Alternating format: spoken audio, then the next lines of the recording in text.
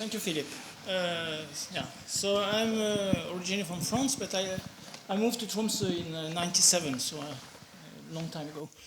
So I'm a statistical ecologist, as we'll say, so don't expect this kind of wide-ranging talk as we just had with Daniel and Michael. I will be a bit more down to earth with relatively simple problems. But first, so this observatory, what we call COAT in Norwegian, to avoid this coat, which is a bit strange in English, it's funded by the Norwegian Research Council. It's part of the national roadmap for research infrastructure. And in fact, it's the only ecosystem project in this national roadmap for infrastructure. And it's really a bit, we say, strange that we have not been involved more in the ELTR. And that's, I will come back to this, it's partly due to institutional problems, something that Daniel has just mentioned, which I agree are really very important. So just to say something about where we are, so just to have a map of Europe, which is a bit different from what we have seen so far. That is, I cut what is uninteresting. That is south of 70 degrees, more or less. So Tromsø is here. So very often the maps you see, they cut here, but don't remember that Svalbard, which is all the way up there. That's also part of Europe. So even if there's some discussion about sovereignty. But that's the two areas we're going to talk about, here on the mainland, up there on Svalbard. And we have also the, I don't know if this is a privilege, that from the field site where we work here, we see Russia. Russia is just there. So it's kind of strange these days. So, as a kind of starting point, I took what is written in the standard observations about the 4 criteria to choose these kind of observations. Something that Michael has just been through, so I will not repeat them. So I'm sure you're aware of these 4 criteria. And I also took the question that Jerome sent us in a way that he would like to discuss, on, especially for the workshop tomorrow, about what is a socio-ecological observatory and the role on engagement of stakeholders. And you will see I will focus quite much on the second part here. Regarding the European network, we'll try to also comment on this really at the end. So, first, I have to admit that is when we started this project on Arctic Tundra in Norway. We are talking about the northernmost mainland in Norway and then Svalbard. What we were really asked from local management, local communities and so on, is that they wanted something that was locally relevant. They don't give a damn, to be polite, about carbon, this kind of thing. Who cares? They are concerned with local issues. And it's really what also Daniel said about Israel and so on. You have to consider this kind of quite local issues. In addition, in the northern Norway, we have indigenous people, the Sami people, that are reindeer herders. They're not only reindeer herders, but a large part of them are reindeer herders. And they have also their own issues. So that means that in many cases, we have some variables that are relevant for some ecosystems, that is for this kind of locally relevant issues. And if I go through these 4 criteria for these standard variables, the first one is about the key elements of the ecosystem integrity concept. And if you work in Arctic Tundra, the key aspect of this integrity or dynamics is trophic interactions between predators and small rodents, between predators and reindeer, between reindeer and vegetation, and then between moths and birch forest. That's really the key drivers of the dynamics, and that's also what the local people are interested in.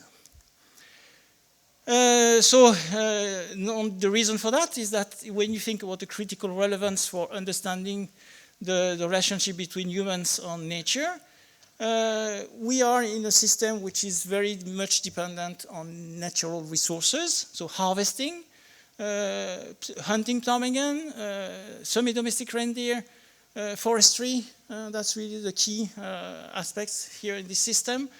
And then also there is a large development in tourism, which is related to conservation biology, because quite a lot of tourists are coming to see Arctic fox or snowy owl or gerfalcon, waders, or different birds.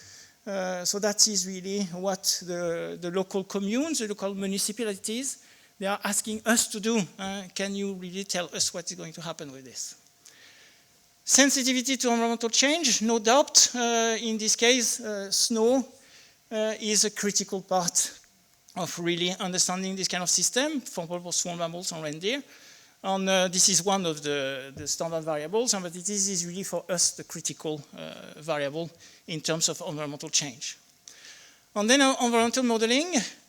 For us, environmental modeling, we see it mostly in terms of adaptive management. And when I say adaptive management, I'm thinking in terms of what my American colleagues call structural decision making. That is, you have models that you can use to predict the effect of management actions. You use this model to choose what is the best management action, and then you have appropriate monitoring to compare the predictions on the observations. So this is really what we want to achieve. We are not yet there, but that's really our perspective with respect to environmental modeling. Okay, just to put some pictures so that you don't feel like the statistical ecologists are only talking about words. You have snowy owl, you have like Drias, which is really an emblematic species there, long-tailed skua, Arctic fox, Norwegian lemming. So if you work in Norway, the Norwegian lemming is for sure an emblematic species.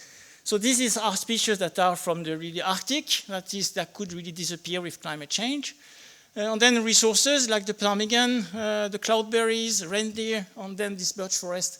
And that's just to put pictures on the same thing. So just to give you some perspective about really the kind of changes that we have seen or that we could expect. As I told you, so small mammals are really a key driver. And the reason for that is that they are cyclic. They have these huge fluctuations with about 4 or 5 years between each peak. On these peaks, that's the main reason that we have these Arctic fox, snowy owls, long-tailed skuas, and then all the associated prey that escape from the predators when you have these peaks. And what has happened in the 90s and 2000 is that these peaks have disappeared. That is, you have had this, what we call here, this dampening, but these peaks disappeared in different places in Northern Europe. And this has been linked to an increase in temperature that happened more or less at the same time, so in the late 80s and 90s and 2000. We don't have a clear causal understanding, but that is clearly something we have seen. And associated to this, the disappearance of many of these emblematic species.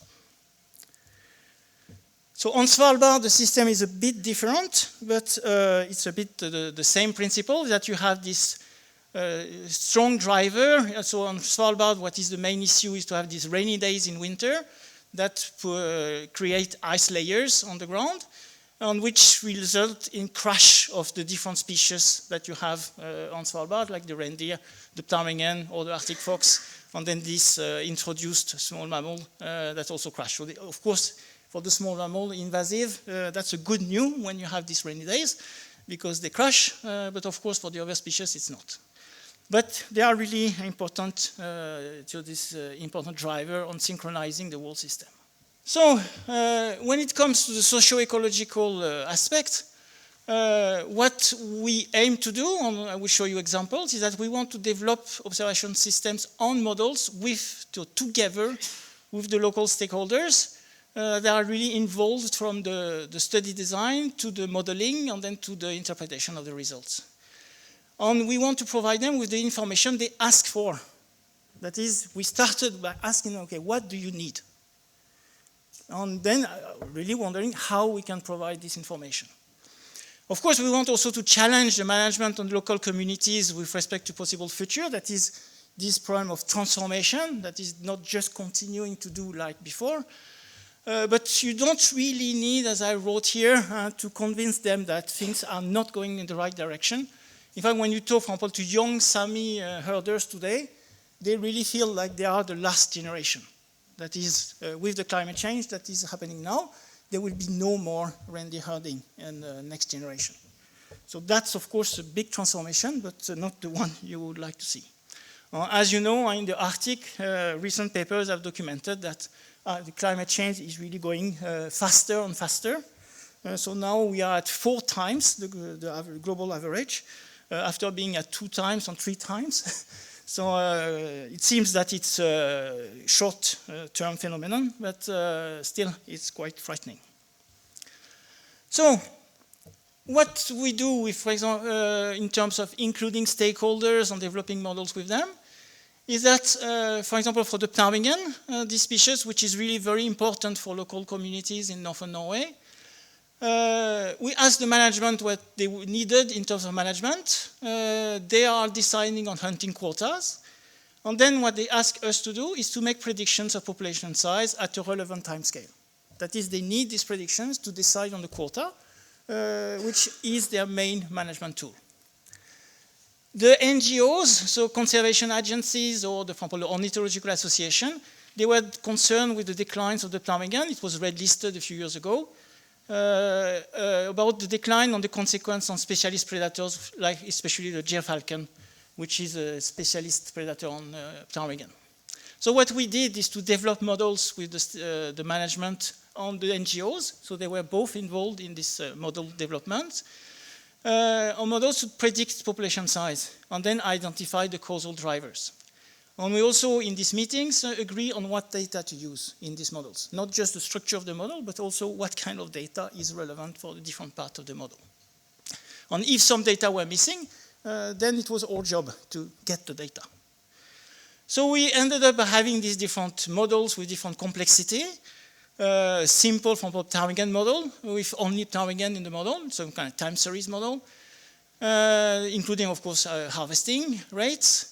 We had the ptarmigan plus weather model. We had the ptarmigan plus weather plus predator-prey model that we, in a way, as scientists, developed. And then the stakeholders, and especially the management authorities and some of the local communities, asked us really to include habitat in the model. This was really new for us. We did not think about including this in the model. So in terms of the model structure, that was really an important contribution that came really from our interactions with the stakeholders. So when we were doing the modeling, we were considering all these different categories. I really liked, so there was a recent paper where Michael was involved about really this global ecosystem research, about this ecological forecasting. Very much of the recent papers about ecological forecasting, they are done for what is going to happen in 75 years from now, in 2100. We will all be dead by then, which means that we don't care about if our predictions are wrong or right. So it's a kind of safe to make these kind of predictions. Nobody is going to tell me, at least, that I was wrong.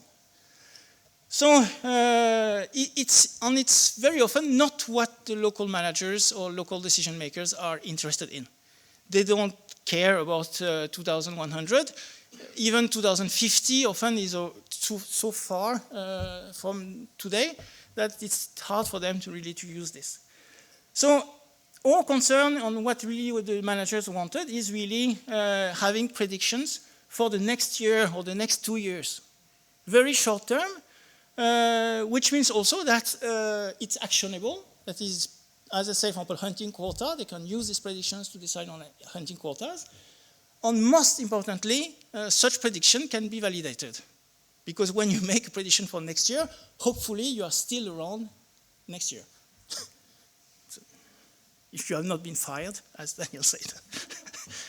So, the structure of the model is like this. So I don't want to go into details, but you have an effect of weather, temperature, precipitation during the breeding season. You have the start of the winter, which is important in the north because when the snow comes, these guys, they have the bad habit to become white in the winter. And if you become white when there is no snow, there is a mismatch, and there is quite large impact of both predation and hunting, of course. it's quite easy to see this kind of white bird when they're like this. So you have this weather effect, you have the effect of management, the harvest, you have the effect of the small rodents, which is the indirect, it's through predation. You have the effect on the habitat, that's the part, as I told you, that came from the stakeholders on the management.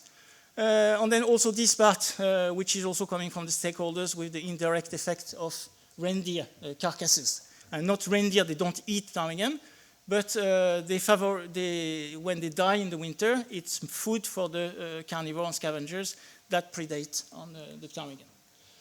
So it's a relatively complex model that was built on, we have different versions, as I said. And what we have done is to then use this model to make predictions. So in the first analysis, we were just looking at the time series. So the first years here were just years that we used to, in a way, validate scientifically the model. That is, we had the data, so we could just make predictions and compare to the data, and then really seeing, okay, does it seem to work relatively well? So at the beginning, it was quite bad. And you see some of the predictions were completely wrong. But it just started to improve if you add more years. And then what is interesting is the last 2 years, because the last 2 years, the predictions were made before we had the data. So these are, I would say, actual predictions, in the sense that we made predictions without knowing what would happen. So the first time we were kind of incredibly lucky. That is, the prediction was exactly right. So we were thinking, okay, that's really luck. It's better to start like this. So this year it's slightly wrong if you compare the observations to the prediction, but it goes in the right direction. Or for the management people, this is really more than good enough. So they are quite happy with this model, these predictions. And for them, it is really a great help in managing and deciding on quotas. So just quickly, we are doing the same thing for the reindeer herding. That is, we have a reindeer model that is not finished. We have published some part of it. But it's the same thing. We want to predict the number of cows and the weight of the cows and so on for the reindeer herders in advance, so that they can prepare themselves in terms of slaughtering, and so contacting the slaughterhouses. This kind of really practical thing, but that's really what they need. In terms of really knowing how many cows and what will be the weight of the cows and so on. So based on data that we collect early on, so during the spring, and then previous years that are, of course, already available. So this is also something that really the reindeer herders and the government is asking for in terms of, for example, also not just the slaughtering, but also paying compensations and so on because of predation. Another aspect of the models that we want to develop, that we are currently developing, is that in northern Norway we have had outbreaks of moths, so caterpillars, in recent years that are also linked to climate change. On these moth outbreaks, that's the consequence. They killed the birch forest, and they have done this on more than 5,000 square kilometers, which is really a large proportion of the birch forest in North Norway. So that these guys, these caterpillars here, is 2 species, but that's the consequence of the whole system. And of course, the forestry management are extremely eager to have a better model to at least predict. There is nothing you can do about this, but at least you can try to predict where this is going to happen. You can, for example, start to harvest the forest where you expect this kind of outbreaks. And you can also see if there are management policies that you can implement to have a better regrowth of the forest after. So in terms of scale and management needs for this kind of, in a way, observatory, it will depend a lot on the management needs. There is no unique scale that you have to consider. For example, for the reindeer or the moths, that is the forestry, they want really to have predictions that are valid for the whole of North Norway, and that's about 50,000 square kilometers. So that's quite a large area.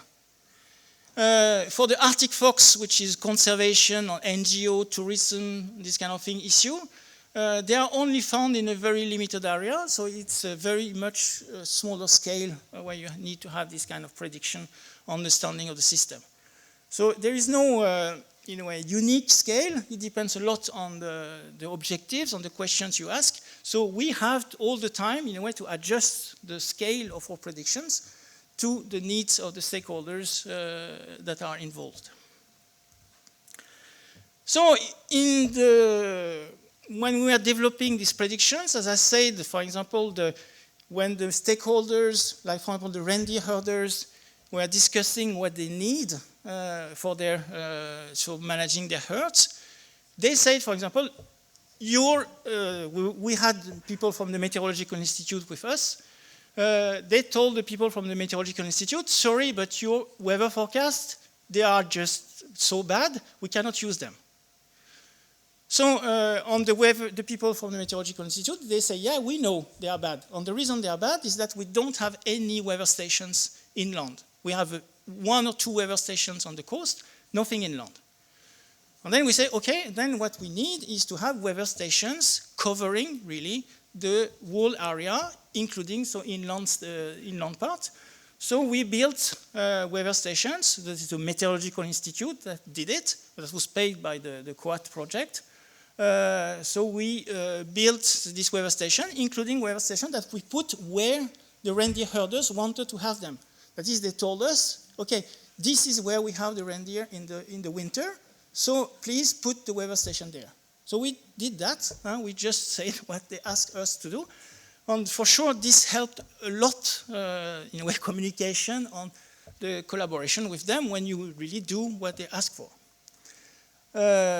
So a lot of things that we try to do has to do with snow layers, as I've said. So quite much of field work, so in the winter, because still it's regarding the analytical tools, it's really something that we don't understand very well. We don't have good models to predict this kind of snow layers on ice layers.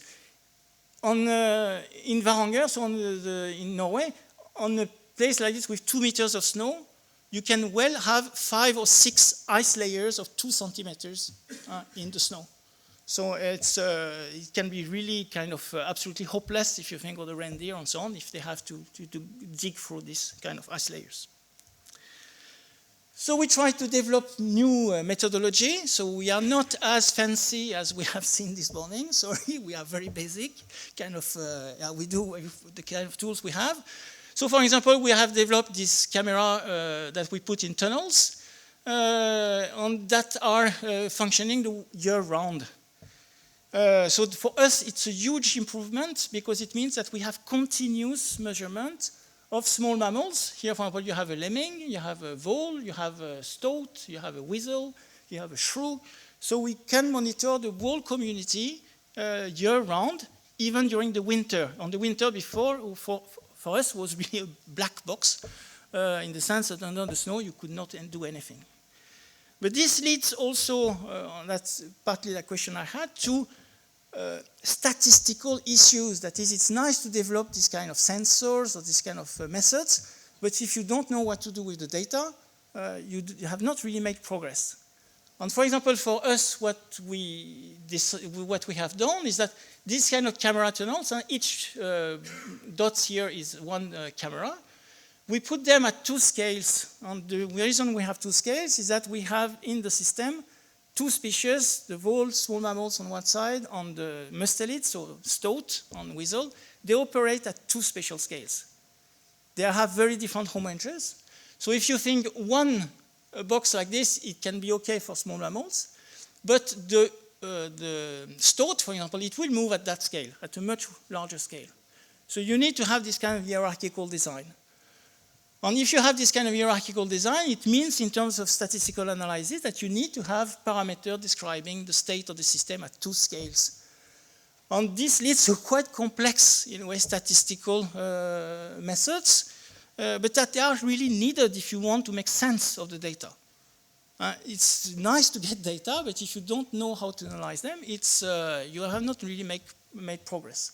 And this is something we do with Olivier Jiménez in Montpellier and Frédéric Baracan in Bordeaux. And especially what we aim to do is, in fact, to link these statistical models and these occupancy models with all these parameters to ecological models or theoretical models that people have used for 100 years in ecology. In fact, this has not been done. And it's always a problem, that is, you develop this kind of data, you develop statistical models, but still you are not really, in a way, all the way, that is, you cannot interpret the results in ecological terms. So, just to conclude, the QUAT team is quite large. It's from different institutions. So it's led by Rolf Eames at the university, the office next to mine. It's different institutions. So it's led by the university, but it's really different institutions in Norway. And I just want to comment, so at the end, with respect to these questions, what I've presented is clearly, for me, a bottom-up process.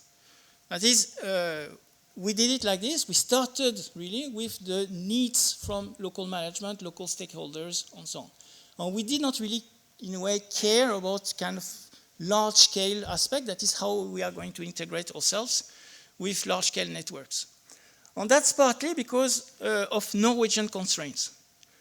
As I said, we are part of the research infrastructure of national importance.